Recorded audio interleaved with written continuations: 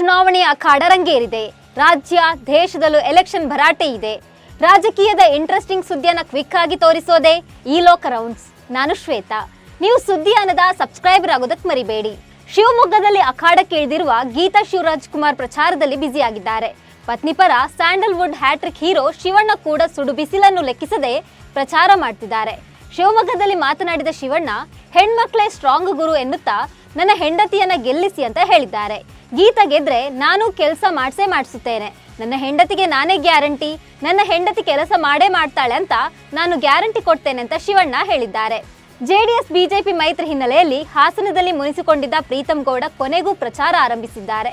ಆದರೆ ಎಲ್ಲೂ ಕೂಡ ಪ್ರಜ್ವಲ್ ರೇವಣ್ಣ ಅವರ ಹೆಸರನ್ನ ಪ್ರಸ್ತಾಪಿಸದೆ ಹಾಸನದ ವಿದ್ಯಾನಗರದಿಂದ ಮತಯಾಚನೆ ಆರಂಭಿಸಿದ ಪ್ರೀತಂ ಗೌಡ 28ಕ್ಕೆ 28 ಗೆಲ್ಲಬೇಕೆಂಬ ಕನಸಿನಿಂದ ಪ್ರಚಾರ ಮಾಡ್ತಿದ್ದೇನೆ ಅಂತ ಹೇಳಿದ್ದಾರೆ.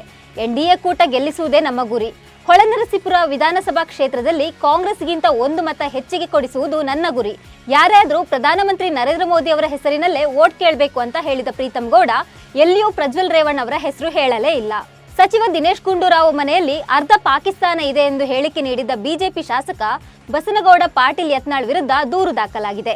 ಈ ಹಿನ್ನೆಲೆಯಲ್ಲಿ ಯತ್ನಾಳ್ ಯೂ ಟರ್ನ್ ಹೊಡೆದಿದ್ದಾರೆ. ದಿನೇಶ್ ಗುಂಡೂರಾವ್ ಅವರ ಮನೆಯಲ್ಲಿ ಅಂದ್ರೆ ಕಾಂಗ್ರೆಸ್ನ ಮನೆಯಲ್ಲಿ ಅಂತ ಹೇಳಿದ್ದು. ಕಾಂಗ್ರೆಸ್ ಮನೆಯಲ್ಲಿ ಇರುವವರು ಅರ್ಧ ಪಾಕಿಸ್ತಾನ ಏಜೆಂಟರಿದ್ದಾರೆ.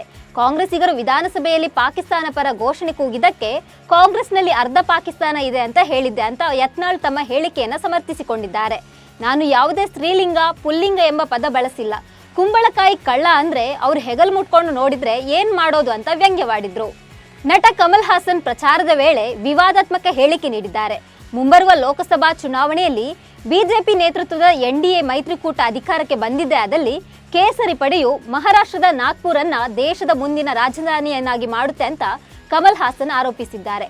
ಈ ಹೇಳಿಕೆಗೆ ತಮಿಳುನಾಡು ಬಿಜೆಪಿ ಘಟಕದ ಅಧ್ಯಕ್ಷ ಅಣ್ಣಾಮಲೈ ಪ್ರತಿಕ್ರಿಯೆ ನೀಡಿದ್ದಾರೆ. ಇಂತಹ ಹೇಳಿಕೆಗಳನ್ನು ನೀಡುವ ಯಾರೇ ಆಗಿರಲಿ ಅಂತವರನ್ನ ಮಾನಸಿಕ ಆಸ್ಪತ್ರೆಗೆ ಕರೆದೊಯ್ಯಬೇಕು, ಅವರ ಮೆದುಳನ್ನು ಪರೀಕ್ಷಿಸಬೇಕು ಅಂತ ಅಣ್ಣಾಮಲೈ ಖಾರವಾಗಿ ಪ್ರತಿಕ್ರಿಯಿಸಿದ್ದಾರೆ. ಶಿವಮೊಗ್ಗದ ಬಂಡಾಯ ಅಭ್ಯರ್ಥಿ ಕೆಎಸ್ ಈಶ್ವರಪ್ಪ ಮತ್ತು ಬಿಜೆಪಿ ನಡುವಿನ ಜಗಳ ನಿಲ್ಲುವಂತೆ ಕಾಣ್ತಿಲ್ಲ. ಇದೀಗ ಬಿಜೆಪಿ ಮುಖಂಡರು ಈಶ್ವರಪ್ಪ ವಿರುದ್ಧ ಚುನಾವಣಾ ಆಯೋಗದ ಮೊರೆ ಹೋಗಿದ್ದಾರೆ.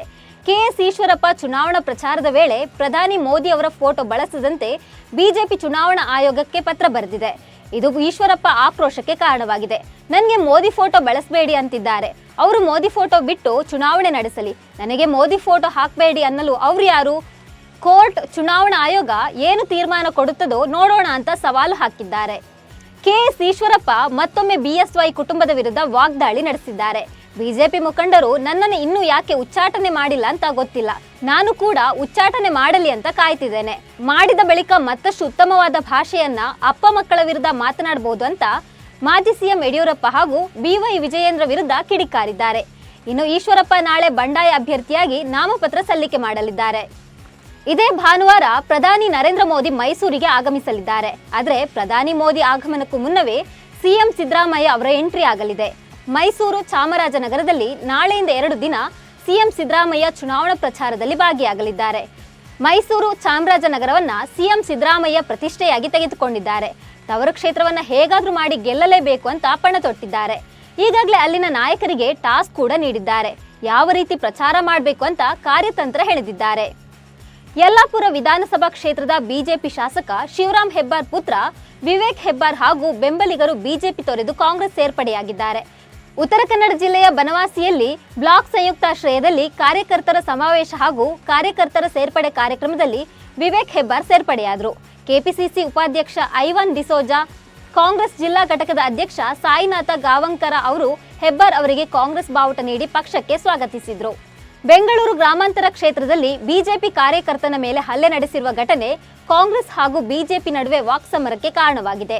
ಬಿಜೆಪಿ ಕಾರ್ಯಕರ್ತ ನವೀನ್ ಮೇಲೆ ಹಲ್ಲೆ ನಡೆಸಿರುವುದಕ್ಕೆ ಸಂಬಂಧಿಸಿದಂತೆ ರಾಜ್ಯ ಬಿಜೆಪಿ ಅಧ್ಯಕ್ಷ ಬಿವೈ ವಿಜಯೇಂದ್ರ ಕಾಂಗ್ರೆಸ್ ಹಾಗೂ ಡಿಕೆ ಸಹೋದರರ ಮೇಲೆ ಕಿಡಿಕಾರಿದ್ದಾರೆ. ಬೆಂಗಳೂರು ಗ್ರಾಮಾಂತರ ಲೋಕಸಭಾ ಕ್ಷೇತ್ರದಲ್ಲಿ ಬಂಡೆ ಪುಡಿಪುಡಿಯಾಗುವ ವಾತಾವರಣ ಉದ್ಭವಿಸಿರುವ ಹಿನ್ನೆಲೆಯಲ್ಲಿ ಹತಾಶರಾಗಿರುವ ಕಾಂಗ್ರೆಸ್ಸಿಗರು ಇದೀಗ ಗೂಂಡಾಗಿರಿಗೆ ಮುಂದಾಗಿದ್ದಾರೆಂದು ವ್ಯಂಗ್ಯಭರಿತ ಆರೋಪ ಮಾಡಿದ್ದಾರೆ. ಸಚಿವ ಚೆಲುವರಾಯಸ್ವಾಮಿ ಎಚ್.ಡಿ. ಕುಮಾರಸ್ವಾಮಿ ಅವರ ವಿರುದ್ಧ ಗಂಭೀರ ಆರೋಪ ಮಾಡಿದ್ದಾರೆ. ನಿರ್ಮಲಾನಂದನಾಥ ಶ್ರೀಗಳ ಫೋನನ್ನ ಕುಮಾರಸ್ವಾಮಿ ಅವರು ಟ್ಯಾಪ್ ಮಾಡಿಸಿದ್ರು ಅಂತ ಹೇಳಿದ್ದಾರೆ. ಈ ಹಿಂದೆ ಕುಮಾರಸ್ವಾಮಿ ಅವರು ಸಿಎಂ ಆಗಿದ್ದಾಗ ಆದಿಚುಂಚನಗಿರಿಯ ನಿರ್ಮಲಾನಂದನಾಥ ಸ್ವಾಮೀಜಿ ಅವರ ಫೋನ್ ಅನ್ನ ಟ್ಯಾಪ್ ಮಾಡಿಸಿದ್ದಾರೆ. ಇದೀಗ ಹೇಗೆ ಅವರ ಬಳಿ ಹೋಗಿ ಕುಮಾರಸ್ವಾಮಿ ಆಶೀರ್ವಾದ ಕೇಳ್ತಾ ಇದ್ದಾರೆ. ನಾವು ಸಹ JSS, ಸಿದ್ಧಗಂಗಾ, ಚುಂಚನಗಿರಿ ಮಠಗಳಿಗೆ ಹೋಗಿದ್ದೀವಿ, ಅವರು ಹೋಗಿದ್ದಾರೆ. ಇದು ಚುನಾವಣೆ ವೇಳೆ ಸಹಜವಾಗಿದೆ ಅಂತ ಹೇಳಿದ್ದಾರೆ. ಇವಿಷ್ಟು ಪೊಲಿಟಿಕಲ್ ಹೈಲೈಟ್ಸ್. ನಮಸ್ಕಾರ.